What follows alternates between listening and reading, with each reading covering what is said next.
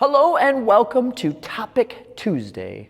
This is a pre-recorded episode of Topic Tuesday because right now I am probably on my way home from Florida from visiting my mother. So, pre-recorded episode today. I wanted to go over a comment I got a few weeks ago. It's rather troubling. And I'm going to paraphrase this a little bit because the person is not a native English speaker. So this is a little bit broken and they apologize for that. So I'm going to do my best to go through it. This person says, "Hey sir, I know you are always someone who reads everyone's comments. Thank you for that. I love Taekwondo and I'm studying in school and there's so much bullying that goes on and the bullies are always beating on me. They break my glasses, my watch, and if I tell a teacher, they just beat on me again, and the teachers don't care." And he says, "I've got courage to fight them. I just don't know the techniques. Can you make a 3 to 4 minute video of useful moves to beat up people who strongly bully me?" Well, I'm really sorry to this person. I wish that didn't happen to anybody. School can be a really rough place. And it's funny because as an adult, I've never felt like I was going to be in a violent altercation. But when I was in school, I felt like it could happen at any time. I started Taekwondo when I was 15, and actually the style I did was a mix of Taekwondo, Tang Soo Do, and Hapkido. And the only time I've ever used my training for self-defense purposes was in school, because that's where violence was most likely to be encountered. And I live in a pretty rural area. Like I say, never felt like I was going to be attacked ever since then. But it's taken years to feel like people weren't going to try to attack me out in public, because you get so accustomed to that feeling coming up through a public school system. So the time I had to defend myself in public school, I only had a few months of martial arts training under me. And there were other high school students, of course, and they were older senior students, and they wanted to haze me in some form or another. And so they were grabbing hold of me, trying to take me different places, trying to push me into things, right? They were just grabbing hold of my arms, trying to move me around. And thank goodness, one of the big parts of the training that I learned early on was something called grabbing self-defense. And these were just simple ways of popping out of the different grips that someone might put you in. And they were pretty much untrained grips, things like grabbing someone's wrist, grabbing two arms on one, that kind of thing. Things that just someone who doesn't know what they're doing might do to bully another person. And they worked great. I was able to pop out of these grips that the older students were putting me in. And I wasn't doing anything that was going to escalate the situation. Imagine if one of these guys grabbed me, they grabbed hold of my wrist and they were trying to pull me somewhere, and I threw a punch and broke their nose. Well, now I'm in a fist fight. And in the case of what was happening to me, there was more than one person trying to do this stuff to me. So I've got a fist fight going with multiple people who were bigger than me and at the time more athletic than me. These were like football players, wrestlers, people who knew more about being rough than I did with just a few months of martial arts training. So it was really nice that I had a set of tools that didn't escalate the situation. And that's the problem when you get into learning techniques for fighting. There's no set of tricks that will teach you how to fight. Think of it in terms that you probably understand from Taekwondo. You can learn a roundhouse kick. Does that mean you can go out and sparring and land that kick over and over? No.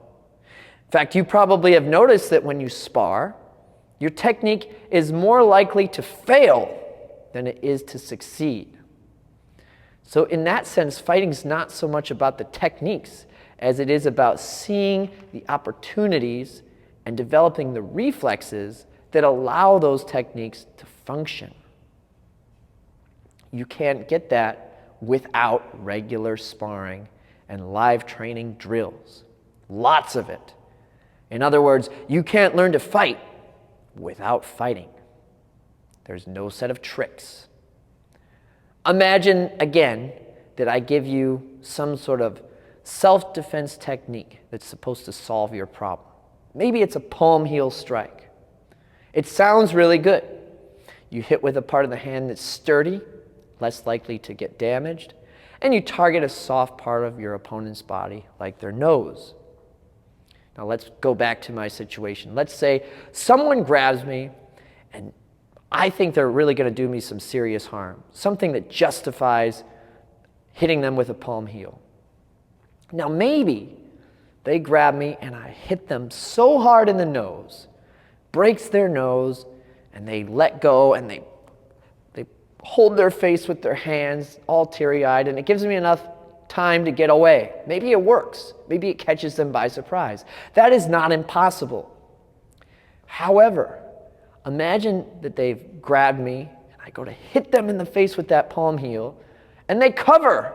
The palm heel doesn't work.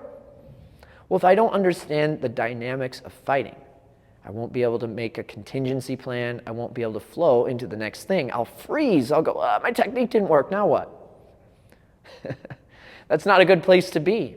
And it's the more likely of the two situations. I might even successfully hit them, but the odds of that one strike doing enough damage to win the altercation is pretty low. If you haven't noticed, human beings can be quite resilient. They can take a lot of damage when it comes to empty hands. Now, the funny thing is, if you're concerned about being attacked outside of public school, you can do some basic weapons training. Maybe you carry pepper spray. That's going to be more effective than the power you can deal out with your empty hands, even if you know how to fight. Knowing how to use a weapon and having that weapon on you is going to be more of a force amplifier than your martial arts training. When it comes to fighting empty-handed, you got to just log a lot of time to get good, and it's still no guarantee. So I really wish I could give this person some tips and tricks that would help them survive the bullying altercation in terms of fighting. But I can't, because that's not how it works. Someone else left a comment telling them they should just get really good at a leg kick, roundhouse kick to the leg, and roundhouse kick to the body, and that would solve most of their problems. I agree, that's a good technique to have in your toolbox. But how should they get good at it? Are they going to hit a heavy bag? That's not enough. They have to make that kick work over and over and over within a sparring context before it can be deemed reliable. Now, what I did tell them is that they could try to stay away from their bullies as much as possible. Remember that if someone can't reach you, if they're too far away to hit or grab you, then they're not someone that's a threat. They're not someone that you have to fight. And in the case of self-defense, you don't have to fight anyone. You can always try to get away. So if this person can create space, move in ways where they're going to be in a different location from their bullies try to attack them, to flee, that's maybe the best option. Spending 2 years learning how to fight, well, I don't know if that's going to work. Once again, I'm sorry that you're in this situation in the first place. It's not a fair place for anyone to be. And once again, I wish I could give you something more useful than try to stay away. But learning to fight is not a quick and easy thing to learn, and it far from guarantees an outcome. If you enjoyed this Topic Tuesday, I'd love for you to leave me a comment. Topic Tuesday is reliant on your comments because I want to talk about what you want me to talk about. So if you leave me a comment, I'll know you want more. And if I don't get any comments, there's not going to be any more Topic Tuesday. That's the threat. Until next time.